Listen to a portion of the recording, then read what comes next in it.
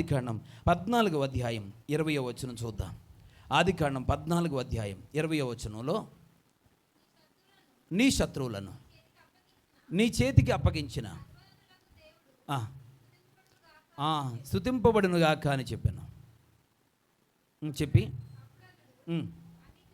అన్నిటిలోనూ ఇతనికి 10వ వంతు ఇచ్చాను. దేవునికి స్తోత్రం.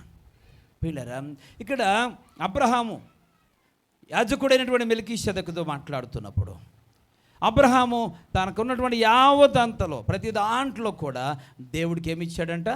10వ వంతు దేవుడికి ఇచ్చాడంట. హల్లెలూయా. దేవుడికి మనం ఇస్తే దేవుడు మనల్ని ఆశీర్వదిస్తాడు. ఎవరైతే దేవునికి ఇచ్చే విషయంలో చేయి వెనక్కి తీస్తారో, ఎవరైతే చేయి ముడుచుకుంటారో వారి జీవితాలలో అభివృద్ధి అనేది సాధ్యం కాదు.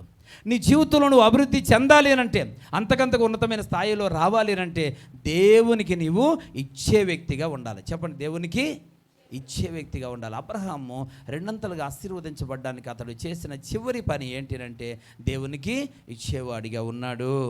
పిల్లరా, ఈరోజు అనేక మంది దేవునికి ఇచ్చే విషయంలో నిర్లక్ష్యం, దేవుడికి ఇచ్చే విషయంలో వెనకాడడం. పిల్లరా, చూడండి, సామెతల గ్రంథంలో ఒక మాట ఉంటుంది.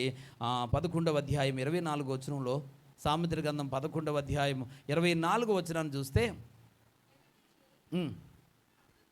వెదజల్లి అభివృద్ధి పొందువారు కలరు, తగిన దానికన్నా తక్కువ ఇచ్చి లేమికి వచ్చేవారు కలరు. పిల్లరా, తగిన దానికంటే పిల్లలు తక్కువ ఇచ్చి, ఇవ్వవలసిన దానికంటే తక్కువ ఇచ్చి లేమిలోకి వచ్చేసేవారు ఉన్నారు, కానీ వెదజల్లి అభివృద్ధి పొందేవారు ఉన్నారు. దేవునికి స్తోత్రం.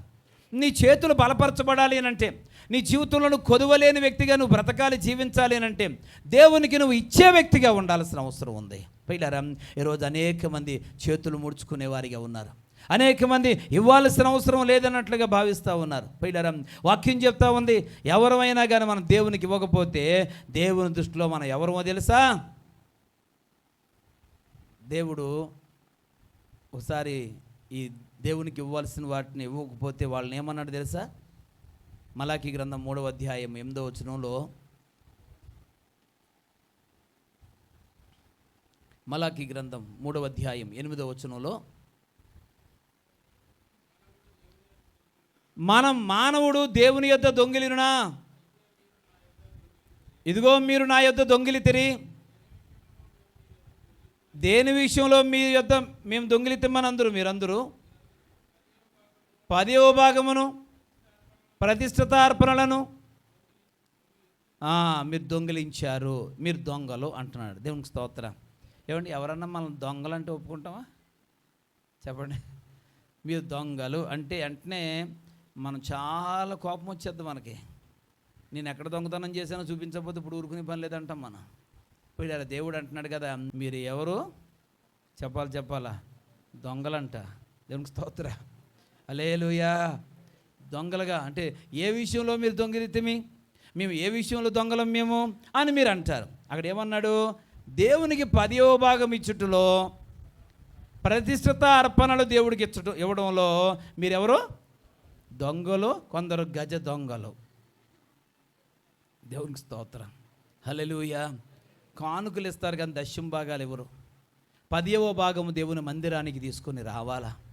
పిల్లరా, ఈరోజు దేవుని పిల్లలమైన మనందరం కూడా ఆశీర్వదించబడ్డానికి, అత్యధికముగా మనం దీవించబడాలి అనంటే అబ్రహాము చేసినటువంటి 7వ పని ఏంటంటే తనకున్న యావదొంతులో దేవునికి 10వ భాగాన్ని ఇచ్చాడు.